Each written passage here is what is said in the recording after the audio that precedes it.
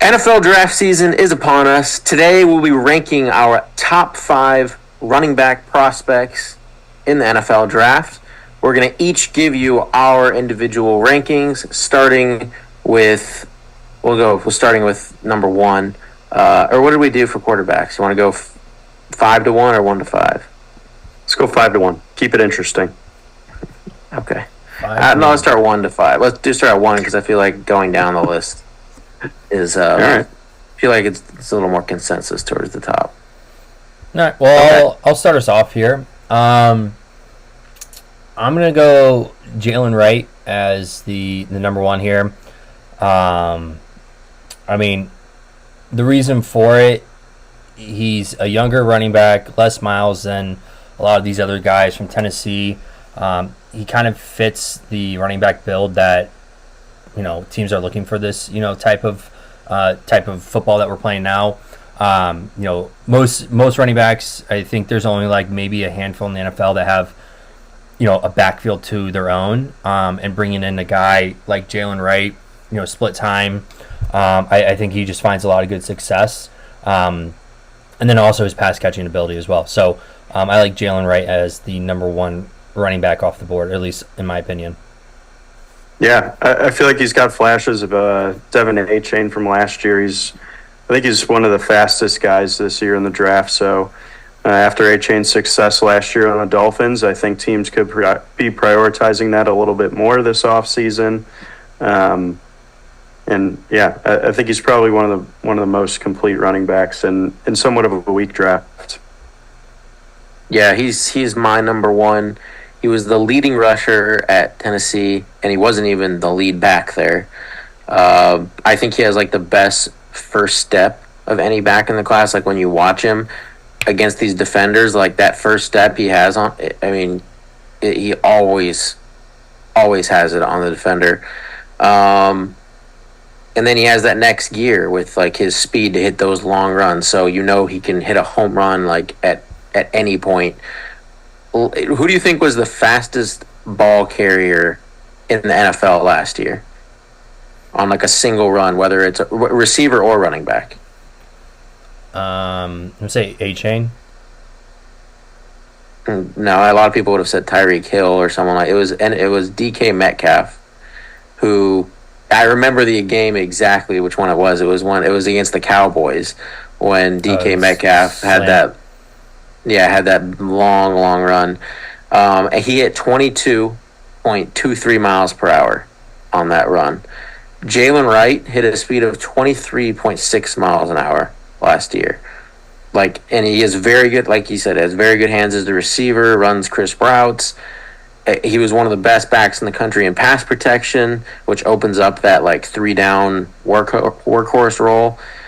I don't really see weaknesses anywhere with him, maybe his power and size, but he's 210 pounds. He's a little bit shorter, but he's still got a pretty good build on him. Yeah, but he's not I don't know, whatever he lacks in some power and size, he makes up for it with his speed and athleticism.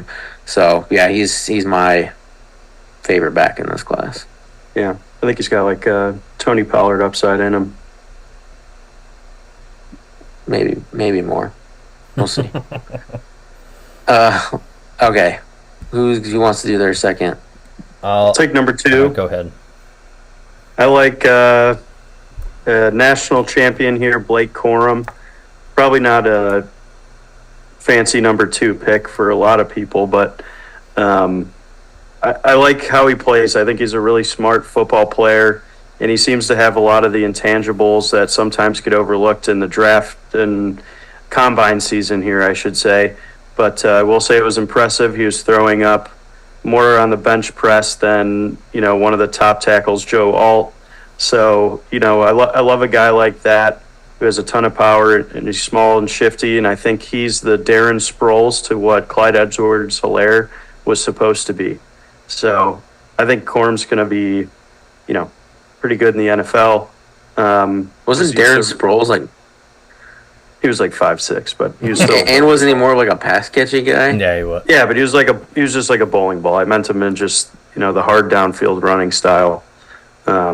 not necessarily the juker, but Yeah, I don't know. no, I also have Blake Corum as my number 2 here. Oh, crazy.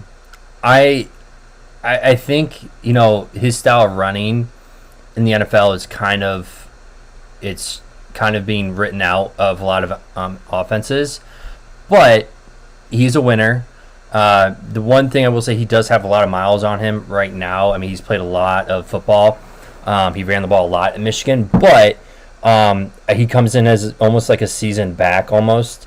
And if he gets into a really good, again, I don't think any of these running backs in this draft are like a go ahead and just give them all 3 downs. I think a lot of these guys are going to be committee guys, which is fine because that's what most. I'm not teams, taking any of these guys in the first if I'm a GM. Yeah, definitely not. No, there's no first round talent here. But like Nick said, I mean, the style of football that he plays, he'll get the yards that he needs, like get those short yards gains, and then he gets outside and he can get to those top speeds, and break a touchdown. But I think his leadership. I think he's a seasoned back.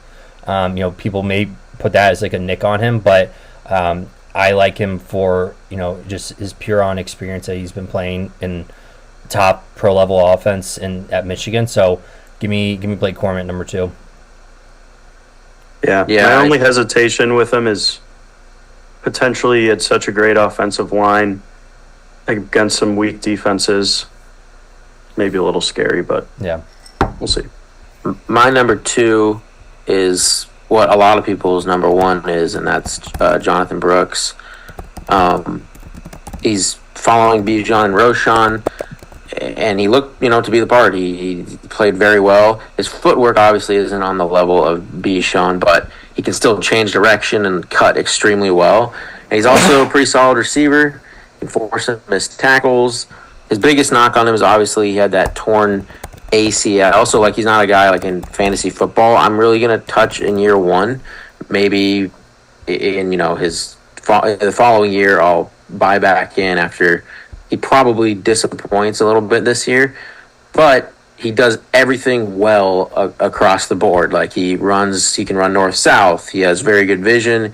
He can force missed tackles, can block, and yeah, as long as he recovers from that ACL without any hiccups, he should be a strong contributor, in my opinion, on any team that he's on.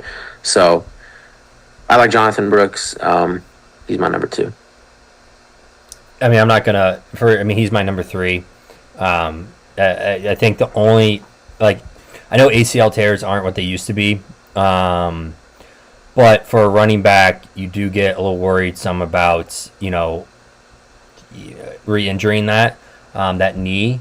But overall, I mean, like people were saying, I mean, he was behind Bijan. He had great years at Texas, excellent running back. I knock him down a notch just because of his knee. Who's your third? Yeah, Nick? I mean, I watched him a lot this year with Texas. Obviously, he's definitely not Bijan. He's good. I think he's probably better than Roshan, but he reminds me a lot of the draft prospect last year of Zach Charbonnet, kind of a guy that was just good at a lot of stuff, not the leading, not the fastest, not the strongest, just kind of like a solid all around guy. And Zach Charbonnet didn't do a whole lot. He's behind Kenneth Walker. Yeah, that's true. But I guess at this point, I'm just looking for a running back who's really special in one area. That seems to be the way the NFL's going now. You got a ground and pound guy, you got a receiving back, and kind of a playmaker, X factor type of guy. So I'm kind of more in favor of someone like that. My third prospect is actually Braylon Allen from Wisconsin. He's a big bruiser. I think he could have a good career around the goal line and in short yardage situations. Kind of been someone who's been overlooked recently, but when this kid was coming to Wisconsin out of high school, he was the number 1 recruit for running back and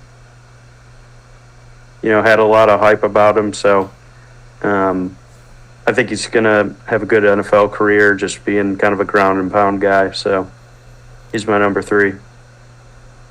Yeah, he's not in my top 5, but I don't know. He's athletic, but he just feels like he can't, like, in open space. He's not. He reminds me of Josh Jacobs. Yeah, it's a good comp. Yeah. Wait. No, not Josh Jacobs. Yeah, oh wait, go ahead. Who was the running back for the Giants? Big guy. Was it Josh? No, it's not Josh Jacobs. It was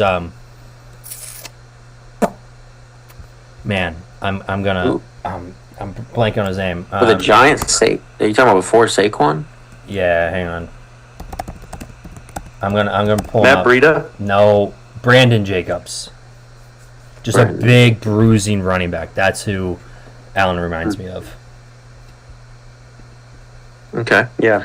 I think he kind of runs like Brian Robinson. Maybe a little Nick Chubb on a good day. Just a good downhill runner. All right, PB, who's your... My third's Trey Benson. I think he's solid build, one of the most athletic backs in the class, and he has very strong burst and top speed. He ran a 4.39 at the combine, and I think he has a good blend. He knows when to use his speed, and then when he needs to use power, to get some of those yards after the carry. He knows when to do that. He's solid pass protection. Sometimes he misses open lanes because he just depends on the athleticism and speed. He loves to go to the outside a lot, and so that kind of, if you could just be a little bit more patient and recognize some of those open lanes, that would probably be the biggest improvement to his game. But I just think he's a very, very solid overall back. I was debating whether to put Benson ahead of Brooks, but I have him as my 3. Yeah, I mean he's definitely my 4th. Again, obviously coming out of high school, or I think it was high school, he had a really bad knee injury as well. But that's years behind him, so obviously it hasn't really affected him while he's at Florida State. Again, top, very, very, very quick guy. Again, when you think about running backs in this type of NFL that we play in, you want them to be able to pass block, which PB said could be worked on a little bit, but once he gets in the open field, he's electric. So I like Trey Benson as the number 4 here. Yep, yeah, he's my 4th too. I like the big playmaking ability he has. Yeah, you guys kind of covered it, but.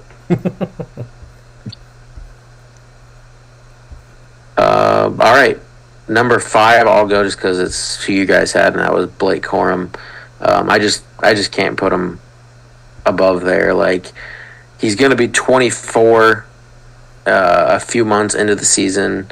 He obviously had a great career at Michigan, and I think early in his career, I think he'll be an asset to whatever team he's on. But yeah, those miles on him, that's just not something you want in your rookie running back at that age. To me, I don't see why you would take him earlier. What do you think? He's a 4th round pick? Yeah. Yeah, I could see him going 3rd. Yeah, to me, I couldn't. The miles didn't seem to affect Jonathan Taylor too much. How old was Taylor coming in? He had a lot of miles on him. But how old was he? Having miles and your age, that's a double knock. Yeah. And Jonathan Taylor, we'll see. He's been fine, but he's already had an injury. We'll see how he does towards the end of his career. But he's had one good year. If you were to tell any NFL team they could have a Jonathan Taylor type of running back, I don't think Blake Corum. I don't think Blake Corum's Jonathan Taylor. Okay, so what I think he's good at, he can take on contact, and he has that smaller frame, so he can be precise and explosive to gain those few extra yards when he needs to. But he's very strong. You mentioned how many reps he put up at the combine, and he's pretty patient. So he lets things develop, but he does not have breakaway speed. at the NFL level. I don't think he's the best pass blocker, so he's never going to be in that like 3-down role. He's just going to be like an early down back, and I don't think he's the best receiving back. So I don't know. Like, to me, he's just a bit limited in his skill set, and he's one of the older running backs already, and a lot of miles. Like I'm. No, I get that. I just love his ball carry vision. Taylor was 22. So he's able to find the holes. Good vision. Taylor was 22 when he got drafted. Yeah, 22. So that's different. All right. My number 5 was Jonathan Brooks, but that's definitely lower than consensus. Yeah. What about you, Corey? Man, my number 5, I've been bouncing around here. Was high on Will Shipley with everything he can do. I think overall as a running back, he hits a lot of boxes. I mean, he ran a 4.3 9.40. He has great hands. He's not your typical running back. He's not like obviously. Oh, I completely overlooked one. Sorry, go ahead. Yeah, and I mean he, coming out of high school, he was a 4 or 5-star recruit at Clemson. I mean, he had really good years at Clemson. Even behind Travis Etienne, like he still played a pivotal role in their national championship games. I just like him for what he can do. He has a lot of upside. He's kind of like a Swiss Army knife. Kind of reminds me of like not like a Rex Burkhead, but like I want to say like he's like a Julian Edelman. Not like, obviously he's kind of a jack of all trades. He does everything pretty above average, not exceeding anything in a lot of different terms. But again, he's a very seasoned running back. I think he can come into an organization and be really, really good, second, third down back, and be really good in two-headed monster backfield. So I like Will Shipley. I know there's a couple other guys like Bucky Irving that I liked as well, but I think Will Shipley has a lot of upside on him. Yeah, it's an interesting pick. He's a good football player. Yeah, I like. No one said Bucky Irvine. I don't like Bucky. But I don't know why somehow the numbering got off. Before Corum was my 5th. My 4th, after Trey Benson, is Marshawn Lloyd. He was my 4th ranked guy. Corum was my 5th. Lloyd, he's just another one of those super athletic backs. His burst, long speed, and agility are all way above average at the NFL level. And so, he's got those home runs in him, which you always like. He can pass block, but similar to Benson, he likes to get to the sideline really often and uses athleticism to just run by guys. So, he definitely needs to improve on his vision a bit. But I just love, these really athletic backs. Especially in a weak run, in the general weak running back class, I have to side on these really athletic backs. Corum is obviously the least athletic of this bunch, and that's why I have him 5th. All right. So, I think that rounds out our 5, right? Yeah. Yep. That'll do it. All right. Well, that'll do it. Our last 2 episodes will be the receiver and tight end, so stay tuned for those. Please leave a like and subscribe, and we will see you next time.